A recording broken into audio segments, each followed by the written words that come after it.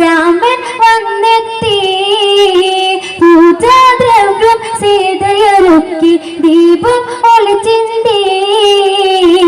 പലകയ്ക്ക് മീതയതായി രാമനിരിക്കുമ്പോൾ അന്നേരം പലക വിറച്ചു സൂര്യനസ്തമിച്ചു.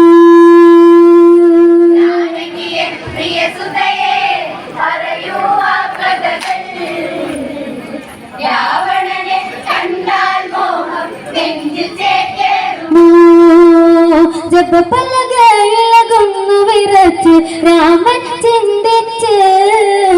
ശ്ലോകമിടയ്ക്ക് മുറിഞ്ഞതിതെന്ത് കാരണമെന്താണ്? പലകയ്ക്ക് മറുപുറമായി ചിത്രം കാണുന്നു. ഉടനടി ഉടവാളോരിട്ട് അലറി രഘുവംശജൻ.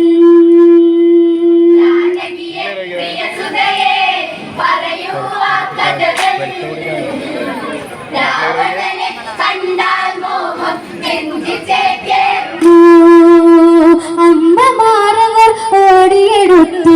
അയ്യോ ശ്രീരാമ, രാവണനെ കണ്ടവരാരാണ് ഇനി അയോധ്യയില്? ജനകജയാം പ്രിയ സീത വരച്ചത് ചിത്രം.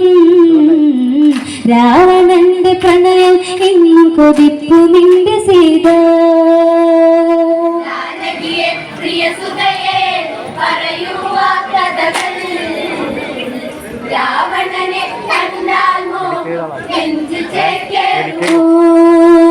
നീയകലേക്ക് മറഞ്ഞാൽ ഇവള് നിന്നെ മറന്നിടും. ലങ്കാപുരിയിലെ സുഖവിവരങ്ങൾ ഇവളിൽ സുഖസ്മൃതികൾ. ഇവളാണോ കുലജാത മകനെ നിൻ സീത? ജനകജത്തി ദശമുഖനാണ് ഇന്നും രതിനായകൻ.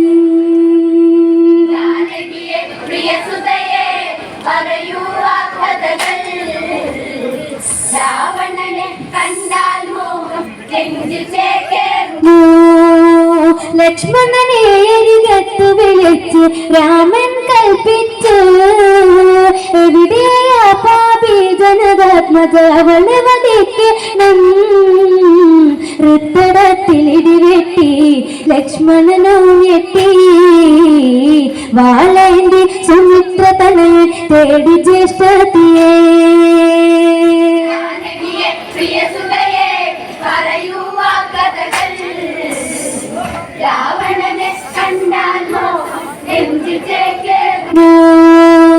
അന്തപുരത്തിൽ അകത്തളത്തിൽ സീതാലവകുശര് അണിയിച്ചൊരുക്കി നിൽക്കുമ്പോൾ കേൾപ്പതരുതായ്മ.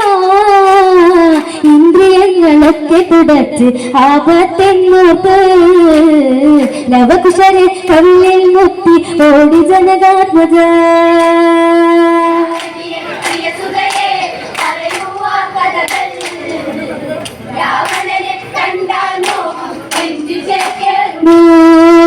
അന്തപുരത്തിൽ അകത്തളത്തിൽ സീതാലവകുശര് അണിയിച്ചൊരുക്കി നിൽക്കുമ്പോൾ കേൾപ്പത് അരുതായ്മ. ഇന്ദ്രിയങ്ങളൊക്കെ തുടച്ച് ആപത്തെന്നോർത്ത് ലവകുശര് കയ്യിൽ മുത്തി ഓടി ജനകാത്മജ.